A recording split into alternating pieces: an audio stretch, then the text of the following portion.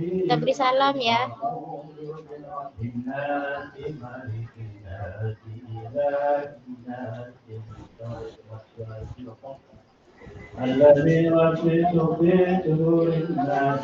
Kakak dosen udah masuk teman-teman.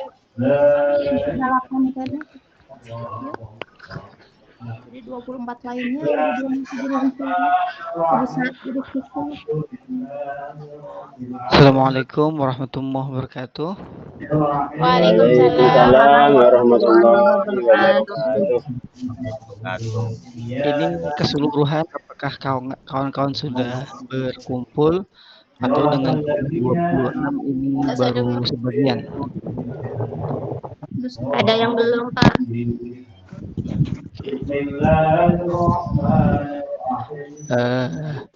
Demi efisiensi waktu, toh juga ini pertemuan perdana dalam rangka memperkenalkan diri saja, apakah kita bisa langsung memulainya saja?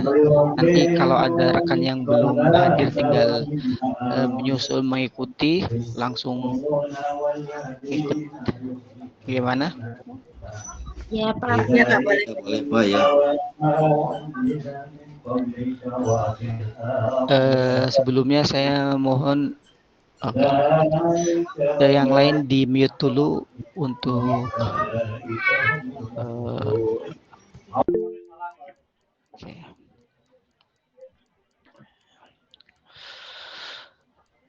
Bismillahirrahmanirrahim. Assalamualaikum warahmatullahi wabarakatuh. Alhamdulillah. Nahmaduhu wa nasta'inuhu wa nastaghfiruhu wa nu'minu bihi wa natawakkalu alaih. Wa na'udzu billahi min syururi anfusina wa min sayyiati a'malina. May yahdihillahu fala mudilla lah wa may yudlil fala hadiya lah. Asyhadu an la ilaha illallah wahdahu la syarika lah. La haula wa la quwwata illa billah. Allahumma fasholli wa barik wa tarham wa tahannan ala abdika wa rasulika nabiyyina Muhammad sallallahu alaihi wasallam. Allahumma ja'alil hayata ziyadatan lana fi kulli khair wa ja'alil mauta rahatan lana min kulli syarr. Pertama-tama, alhamdulillah di kesempatan hari ini kita bisa bersama-sama untuk saling belajar, bertukar pikiran, bertukar pendapat dalam MK ilmu hadis yang akan sama-sama kita tempuh selama 1 semester ini. Karena ini pertemuan perdana, mungkin kita awali saling memperkenalkan diri dulu, diawali dari diri saya, yang kemudian kita akan berbicara sedikit tentang teknis, regulasi, dan ritme dari KBM ilmu hadis ini di PJJ, agar kita bisa memahami kesepakatannya apa saja, kemudian hal-hal apa saja yang perlu dihindari, dan intinya insya Allah saya yakinnya di MK ini, di kelas ini ya kita akan selamat secara umum dan secara bersama-sama gitu. Perkenalkan bapak-bapak, ibu-ibu, nama saya Afif Hussein, asal saya dari Cirebon. Sekelumit pendidikan formal saya SMP di Babakan Ciwaringin, SMA di Jogja. Mungkin kalau ada yang tahu dari Sunan Pandenaran, Sleman. Kemudian S1 dari Universitas Imam Nafik di Tangier, Casablanca, dan S2 di Universitas Hasandu, Casablanca, selesai 2017. Kesibukan sementara saat ini, saya menjadi bagian dari IAIN Syekh Nurjati Cirebon dari tahun 2018. Kemudian di beberapa institusi pendidikan lainnya. Pertama, saya tadi mungkin di awal sempat nyeletuk kalau saya jebolan luar negeri, Bapak, Ibu, tapi saya pastikan itu tidak ada sangkut pautnya dengan kualitas dan kredibilitas diri saya, karena betapa banyak orang-orang yang jebolan luar negeri ketika datang ke Indonesia hanya membawa foto-foto doang gitu loh. Jadi tidak, karena ya menurut saya ijazah ataupun alma mater tidak ada sangkut pautnya dengan kualitas seseorang. Karena ya manfaat terupdate dari ijazah yang mungkin bisa untuk bungkus gorengan, sisanya ya usaha dari kita yang keras yang kemudian diamini oleh ridha Allah Subhanahu wa taala. Ya. Kemudian antara saya dan ibu-ibu sekali lagi secara kemampuan mungkin bisa kita saling mengadu. Ini tidak bermaksud merendah dalam rangka ditinggikan, karena ya mungkin secara status formal saya sebagai dosen pengampu, tetapi secara keilmuan ya mungkin ibu-ibu di sini ya jauh lebih melangit daripada saya. Makanya saya sering menggunakan perbendaharaan kita di sini sama-sama belajar. Saya bukan pemain tunggal yang serba tahu, yang kemudian cas-cisus menyampaikan apapun gitu. Toh apalagi biasanya kalau di pertemuan perdana saya kerap ngomong sama mahasiswa itu seperti ini. Perbedaan saya dengan kawan-kawan adalah sebatas mungkin saya orang yang saat ini secara verbal lebih banyak mengucapkan kata-kata, tempat duduk posisinya menghadap teman-teman, dan ya mungkin secara keilmuan saya jauh. Dan apapun yang keluar dari mulut saya yang harus dicamkan, anggap saja itu semuanya sebuah kebohongan, karena sekali lagi saya tidak pernah ditawari menjadi seorang nabi ya, sehingga apapun yang keluar dari mulut saya bukan sebuah wahyu, tidak memiliki muatan hukum, dan tidak memiliki percikan-percikan ibadah, dan tidak wajib untuk ditaati. Jadi intinya di sini kita bersama-sama ya belajarlah. Nanti di pertemuan perdana intinya kita santai saja dulu, tidak usah langsung masuk ke MK. Di pertemuan ini dimukodimahi dengan apa ya, ngegosip berjamaah lah, agar kita saling akrab, agar kedepannya tidak kaku gitu.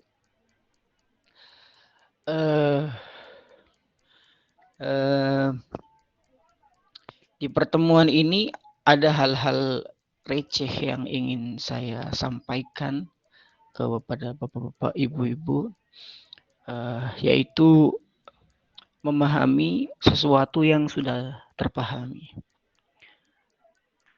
Kenapa saya angkat tema ini di permukaan? Karena banyak di antara kita yang merasa sudah memahami sesuatu, padahal nyatanya kita masih jauh dari pemahaman utuh atau sesungguhnya gitu. Contohnya dimulai dari hal-hal sepele. Kita di sini berbicara tentang insya Allah ilmu hadis. Diawali dari kata diksi ilmu. Kenapa menggunakan bahasa ilmu tetapi tidak pengetahuan saja? Apakah antara ilmu dan pengetahuan dua hal yang sama atau dua hal yang berbeda? Dalam kacamata bahasa Indonesia, keduanya bisa dianggap sebagai padanan kata ataupun sinonim. Tetapi dalam literasi bahasa Arab, terutama dalam konteks Al-Quran, jelas akan berbeda. Anggap saja ilmu itu resapan dari kata alima ya'lamu ilman. Dan anggap saja mengetahui itu berasal dari kata arifa ya'rifu urfah atau ma'rifah. Kenapa tidak menggunakan bahasa pengetahuan hadis tapi harus menggunakan ilmu? Apakah kata-kata ilmu itu tepat adanya atau tidak? Kalau kita perhatikan secara serius di dalam Al-Quran itu Allah menyifati dirinya dengan kata alim, maha berilmu, tidak dengan kata arif, maha berpengetahuan. Kalau kita telaah juga di dalam Al-Quran itu, kata ma'rifat atau pengetahuan itu identik dengan informasi yang berkaitan dengan panca indera dan proses pemenuhan. Contohnya seperti ini. Apa ya? Sumpah nih. Ini pulpen warnanya hitam. Bahwa pulpen ini warnanya hitam merupakan informasi yang diproses dan didapatkan melalui panca indera bahwa mata saya melihatnya gitu. Artinya kesimpulan bahwa pulpen ini warna hitam merupakan pengetahuan karena didapatkan melalui proses panca indera. Atau contohnya jika seseorang dilempar kepalanya dengan batu 1 kilo, itu kan akan menyakitkan dan tidak diinginkan. Bahwa rasa sakit yang akan didapatkan seseorang ketika dilempar kepalanya oleh batu itu merupakan informasi pengetahuan karena didapatkan melalui salah satu panca inderanya, yaitu peragaan rasa yang akan didapatkan gitu loh. Jadi rasa sakit itu merupakan pengetahuan karena didapatkan melalui salah satu panca inderanya. Nah, lantas apa itu ilmu? Sebenarnya ini saya ngomong kalau dalam ilmu tafsir itu berarti tafsir akliyah, tafsir birra'yi. Karena tidak melalui pendekatan tafsir birriwayah atau bil ma'thur ataupun bin nakli. Jadi ilmu itu adalah informasi atau kesimpulan yang dibangun melalui proses berpikir. Artinya seseorang mendapatkan sesuatu tidak cukup bermodalkan panca inderanya saja, tapi melibatkan akalnya untuk berpikir. Semua makhluk itu memiliki otak, tapi tidak semua otaknya mampu untuk berpikir. Dan satu-satunya makhluk yang punya otak, kemudian otaknya bisa untuk berpikir, hanya manusia. Ketika dalam sekolah, guru matematik menyampaikan orasinya di kelas, kalau siswa hanya bermodalkan mata dan telinga saja, pasti tidak akan bisa mendapatkan pemahamannya. Artinya harus melibatkan akal di dalamnya. Contohnya, antara semut dan gajah, secara diameter itu semut lebih kecil daripada gajah. Bahwa semut lebih kecil daripada gajah merupakan kesimpulan atau informasi yang didapatkan melalui mata karena mata melihatnya. Artinya bahwa semut itu lebih kecil daripada gajah merupakan pengetahuan. Tetapi ada nggak makhluk yang lebih kecil daripada semut? Ada, sumpama amuba, bakteri. Ada nggak makhluk yang lebih kecil lagi daripada bakteri? Ada, sumpama virus. Ada nggak makhluk yang lebih kecil lagi daripada virus? Ada, sumpama atom. Ada nggak makhluk yang lebih kecil lagi daripada atom? Ada, sumpama inti atom, di dalamnya ada apa? Proton, elektron, neutron, plus negatif netral. Ada nggak yang lebih kecil lagi daripada inti atom? Ada, sumpama quark. Nah, pertanyaannya adalah, kita tahu bahwa ada makhluk yaitu virus lebih kecil daripada semut. Kemudian pertanyaan besarnya, apakah mata kita melihatnya? Kan tidak. Lantas dari mana kesimpulan bahwa ada makhluk yang lebih kecil daripada semut yaitu virus? Padahal mata kita dan tubuh kita tidak bisa menjangkaunya. Karena proses berpikir. Kemudian terciptalah alat mikroskop dan kemudian bisa menghadirkan bentuk dari virus tersebut. Artinya keberadaan virus ini merupakan ilmu karena untuk menyimpulkannya melalui proses berpikir. Nah, kalau kita sedang di kelas, berarti ada dua hal yang akan kita dapatkan. Pengetahuan bersamaan dengan ilmu. Karena mungkin beberapa dosen ketika menyampaikan sesuatu, mahasiswa tidak cukup hanya mengandalkan telinga dan matanya saja. Tetapi perlu kontribusi dari akal atau logika itu sendiri. Jadi kenapa harus ada ilmu hadis? Karena untuk memahami hadis itu ya perlu berpikir. Makanya saya kalau ngegojlok mahasiswa itu kenapa sih ngantuk? Karena saat duduk kita tidak mengaktifkan kemampuan logika kita. Orang yang ngantuk tuh biasanya orang yang tidak berpikir. Makanya kemudian efeknya adalah mengantuk. Gitu. Kemudian bapak-bapak, ibu-ibu yang saya hormati, di pelajaran ilmu hadis ini ada yang jauh lebih penting dari sebatas kita faham isinya. Tetapi semoga kita di pembelajaran ini yang mendapatkan ilmu yang berkah, yang bermanfaat gitu loh. Seseorang bisa saja belajar dengan serius, kemudian faham dengan ilmu yang ia kaji. Tetapi pemahaman atau keilmuan yang ia dapatkan kemudian bermanfaat atau tidak di kemudian hari, wallahu a'lam. Ya.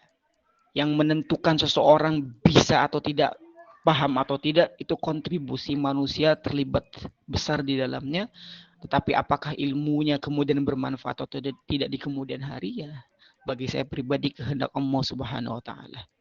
Makanya dalam kalangan pesantren sing penting ya belajar itu ilmunya berkah sama dengan ilmunya bermanfaat.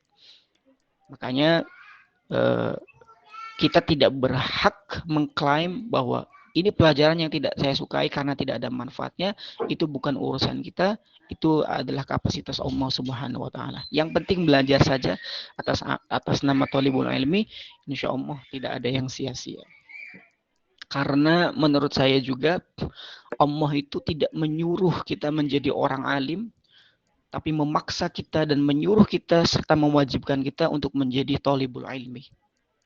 Orang yang selalu belajar hingga sampai satu detik kemudian meninggal. Allah tidak memaksa kita untuk menjadi orang sukses, tapi mengharuskan kita untuk menjadi seorang pejuang. Karena Allah itu tidak seperti manusia. Kalau manusia melihat hasil akhirnya, kalau Allah Subhanahu wa taala yang melihat seseorang dari proses ikhtiarnya yang dilakukan dengan niatan baik, dijalankan dengan cara yang benar, dan insya Allah hasilnya akan baik-baik saja. Gitu. Kemudian di pertemuan perdana ini, yang intinya kita nanti sharing, saya akan buka termin tanya jawab, tidak harus melulu dengan berkaitan dengan MK. Intinya gimana caranya suasana di kelas ini tidak seperti di kuburan gitu, saling mengakrabkan diri, dan saya tidak usah ditakut-takuti. Semua bapak menakutkan, santai saja, saya tidak memiliki keturunan dari Ya'juj wa Ma'juj gitu loh. Jadi ya toh juga sebenarnya secara ngapunten, secara usia saya itu memang tidak pantas dan tidak layak berbicara di khalayak bapak-bapak ini, karena ya, saya masih anak kemarin sore gitu, ya, yang masih perlu dipapah dan masih perlu di support gitu. Dan sebelum nanti saya buka termin tanya jawab, hal yang perlu ini sih berlaku bagi mahasiswa sebenarnya, mahasiswa yang ya tahulah, mahasiswa zaman sekarang tuh mungkin berbeda dengan mahasiswa zaman dulu gitu. Kalau mahasiswa zaman sekarang itu ya apa ya, belajar itu harus di sekolah, sehingga kalau tidak sekolah tidak belajar. Padahal mahasiswa zaman sekarang yang masih muda-muda itu tidak semua yang pergi ke sekolah itu belajar, ya mungkin hanya punya rutinitas harian saja. Kalau di rumah mungkin dimarahin orang tuanya gitu, jadi kabur di dunia belajar.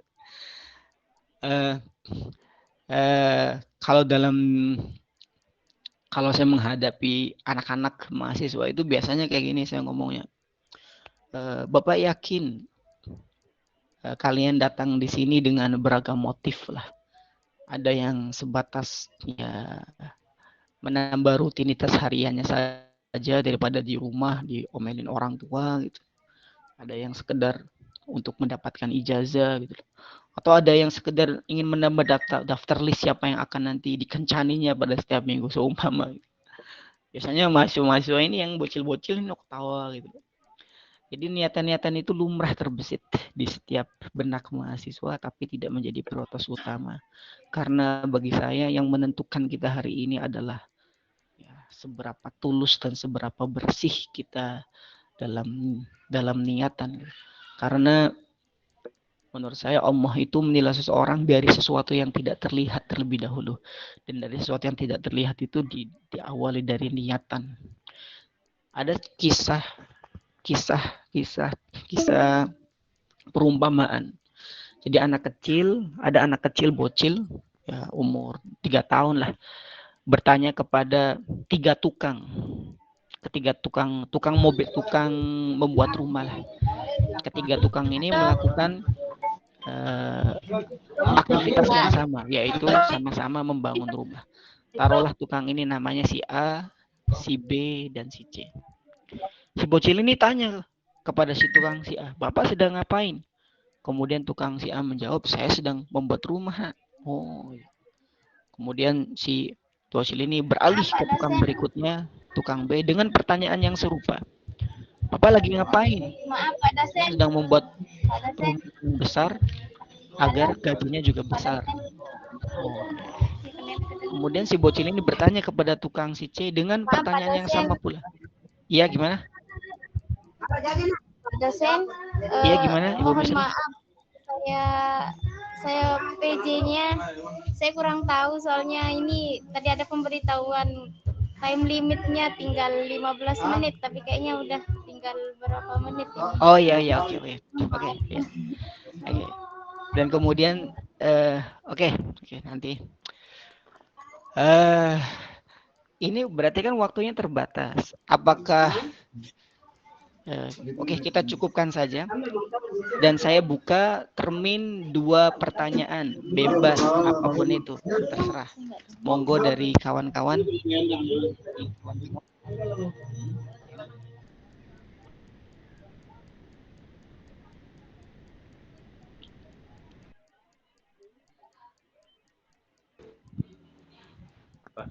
Assalamualaikum warahmatullahi Waalaikumsalam. Waalaikumsalam warahmatullahi wabarakatuh. Mangga, Bapak. Ini perkenalkan, nama saya Budi Satriawan, Pak. J. Yang saya mau tanyakan mengenai ilmu hadis ini. Jadi hadis ini kan ada yang Rasulullah itu kan keluar dari ucapannya, perbuatannya, perilakunya, ketetapannya. Kira-kira dari bagian-bagian hadis yang yang berasal dari Rasulullah ini, yang mana paling kuat nih? Yang mana paling kuat istilahnya tingkatannya lah, daripada apakah ucapan beliau atau perbuatan. Itu saja. Terima kasih. Assalamualaikum warahmatullahi wabarakatuh. Waalaikumsalam. Untuk Ibu Misri, kalau seumpama waktunya habis, bisa nggak semua membuat link lagi, kemudian kita masuk lagi, agar durasinya bisa. Sekarang maksudnya? Sekarang? Ya dipersiapkan boleh. Berapa menit lagi waktu yang tersisa? Tinggal berapa menit? 10 menit. Bisa saya buatkan sekarang lagi, Pak? Oh iya, mangga. Nanti saya mencoba menjawab dari pertanyaan Bapak, nanti ditambahkan dari rekan-rekan yang lain juga. Buat lagi. Mungkin biasa kita dengar bahasa hadis, kemudian bahasa sunnah. Yang benar itu hadis ataupun sunnah. Bahkan kita punya berapa menit ya tadi? Oke. Saya ulangi. Sering kita mendengar bahasa, mari kita kembali kepada Al-Quran dan sunnah. Nah, sunnah ini apakah sinonim dengan kata hadis atau tidak? Nah, di MK ini sebenarnya kita belajar hadis atau belajar sunnah. Ada 3 pendapat besar yang mengatakan bahwa Al-Quran dan sunnah merupakan satu hal yang sama, merupakan padanan kata sekaligus padanan istilah. Ada yang mengatakan Al-Quran dan sunnah ini kedua-duanya merupakan 2 hal yang berbeda. Dan ada yang mengatakan Al-Quran dan sunnah ini perbedaannya seperti am dan khas. Antara hal yang umum dan hal yang spesifik. Hal yang umum itu seperti kalau kita menulis sebuah cerita, kita kan biasanya menentukan tema. dalam tema ini menghadirkan beragam macam judul. Seumpama temanya tentang cinta, maka judulnya itu banyak, entah cinta itu membunuhmu, cinta adalah segala-galanya, dan lain sebagainya. Nah, antara hadis dan sunnah, jika mengartikannya seperti am dan khos, berarti hadis itu am, yaitu sebuah tema dalam sebuah penulisan, dan sunnah itu khos. Seperti halnya perbedaan dengan tarbiyah dan ta'lim, ataupun perbedaan dengan tafsir dan takwil, itu hampir sama pendapat ulamanya terbagi menjadi 3 pendapat. Nah, kalau pendapat saya lebih cenderung kepada pendapat yang ketiga, bahwa hadis itu adalah peristiwa yang meliputi dan nempel pada Kanjeng Nabi dari awal beliau lahir sampai beliau wafat. Itu hadis. Hadis itu berita yang terjadi pada diri Nabi dari A sampai Z gitu. Sedangkan kalau sunnah itu beberapa ulama mengartikan yang pertama, sunnah itu ketika Kanjeng Nabi sah diangkat dan mendapatkan jabatan seorang nabi sampai kemudian beliau wafat, itu sunnah. Artinya sebelum Kanjeng Nabi menjadi seorang nabi, Muhammad SAW menjadi seorang nabi, itu sebelumnya tidak menjadi sunnah, hanya sebagai hadis. Dan pendapat kedua mengatakan kalau hadis itu sesuatu yang terjadi pada diri Nabi, tetapi tidak harus diamalkan oleh umatnya. Artinya sunnah itu adalah hal-hal yang terjadi pada diri Nabi, kemudian menghadirkan ketetapan hukum untuk umatnya. Nabi itu hidungnya mancung, itu hadis. Tetapi tidak kemudian menjadi sunnah para sahabatnya atau para umatnya bagaimana caranya agar hidungnya mancung gitu loh. Kemudian harus dituruti dan diikuti gitu. Ibaratnya kalau hadis itu berlaku bagi Nabi, berlaku bagi Muhammad sebagai seorang Nabi, Muhammad sebagai seorang Arab, Muhammad sebagai seorang manusia. Nah, itu semuanya peristiwa hadis. Tapi kalau Muhammad SAW sebagai seorang Nabi, itu spesifik apapun yang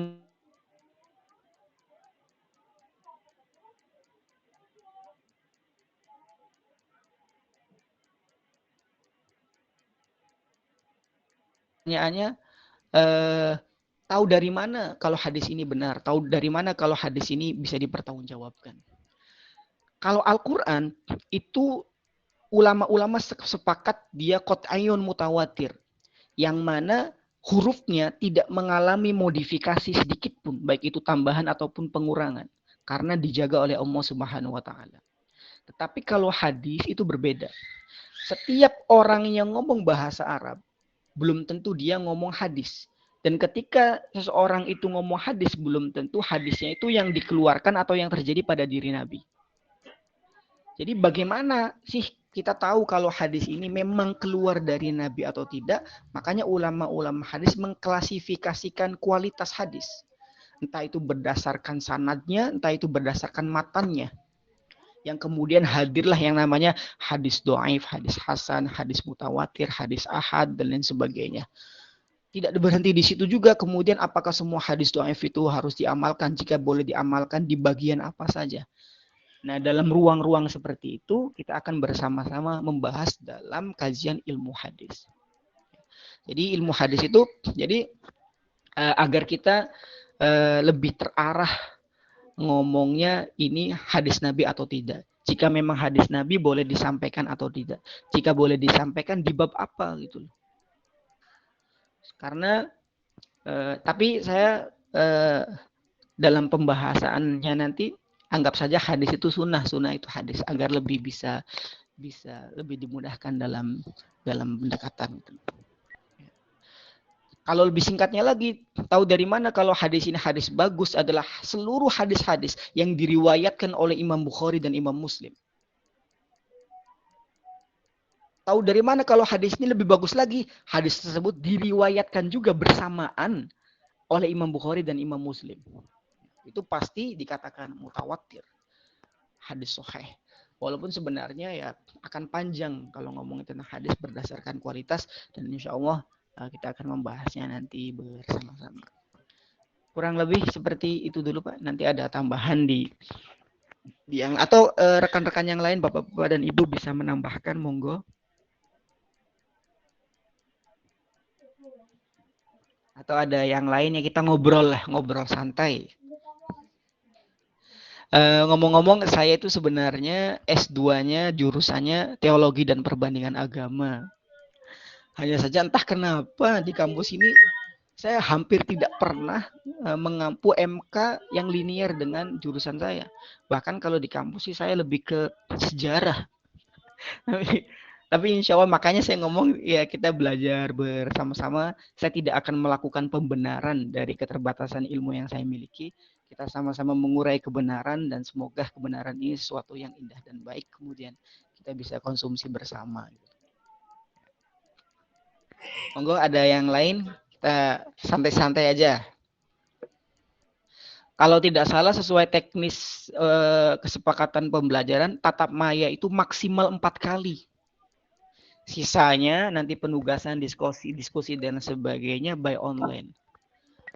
Nah, jadi karena sangat terbatas jatahnya hanya 4, ya mungkin ya bagaimana caranya, yang penting efisien lah. Karena mau nggak mau ya, saya sih memahami belajar online itu berbeda dengan offline. Kalau online itu banyak yang merasa nih gurunya tidak merasa ngajar, kemudian mahasiswanya nggak merasa belajar gitu. Wah, ini bahaya nih. Tapi karena tuntutan zamannya seperti itu, ya tidak menjadi alasan lah. Menjadi alasan harus ada adaptasi, harus ada kompromi, harus ada penyesuaian, dan itu wajib gitu. Monggo, ada yang lain? Bapak, Ibu-ibu?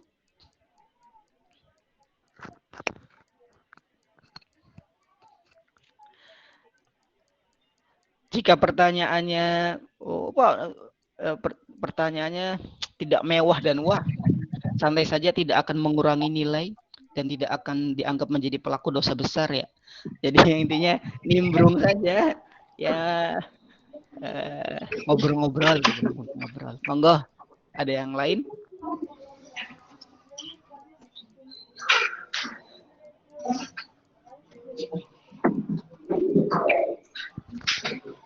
Waktu akan berakhir 3 menit lagi, Ibu Misri. Bagaimana? Apakah bisa dikondisikan? Kalau dirasa cukup, ya tidak jadi masalah. Jadi intinya MK kita nanti tatap maya atau tidak, penugasan atau tidak, nanti pemberitahuannya tidak akan mendadak.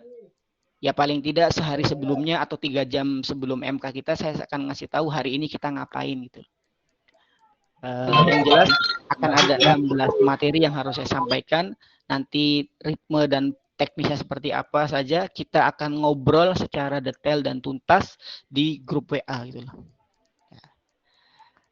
Saya rasa tidak usah ada babak kedua, season kedua untuk di Zoom berikutnya, karena ini pertemuan perdana, intinya musafahah, saling memperkenalkan diri. Teman-teman memastikan bahwa dosennya itu bukan makhluk lain gitu, ada wujudnya gitu, bukan dari spesies yang mencurigakan. Intinya salam kenal, semoga kita bisa saling bertukar manfaat. Jika ada kritik dan kesalahan harus disampaikan. Intinya prinsip saya di PJJ ini semua akan baik-baik saja, semua akan aman-aman saja ketika tidak ada masalah dengan absensi dan penugasan. Dan yang perlu saya tekankan juga untuk rekan-rekan mahasiswa di kelas saya, kalau ada penugasan, apapun itu harus diselesaikan, karena yang akan menilai itu sistem. Ya, jadi ada beberapa hal yang tidak bisa saya mengintervensi secara nilai, dan juga ada yang bisa saya intervensi. Kalau saya bisa intervensi, saya akan nilai sebaik-baiknya, segede-gedenya. Tapi kalau penugasan-penugasan itu sistem penilaiannya online, dan juga yang menilai itu komputer, dan teman-teman harus memakluminya. Ya, harus. Sudah saya siapkan Pak dosen untuk tahap keduanya. Sudah saya sergap kalau ada penugasan ya dikerjakan. Pak dosen. Ibu Misri, ya. Sepertinya tidak perlu ya. Tidak perlu, kita cukupkan saja. Gitu ya. Pokoknya seperti itu. Kalau ada penugasan, diselesaikan. Ada pertanyaan lagi? Pak, ada yang ditanyakan. Ya. Waktu udah mau habis. Udah kita sambil menghabiskan. Wah, oke, sekian dari saya. Sedikit dari saya, semoga bermanfaat. Ihdinas siratal mustaqim wa mahul muwaffiq ila aqwamit thoriq. Wassalamualaikum warahmatullahi wabarakatuh. Waalaikumsalam warahmatullahi Waalaikumsalam. wabarakatuh. Terima Pamit, kasih. pamit duluan.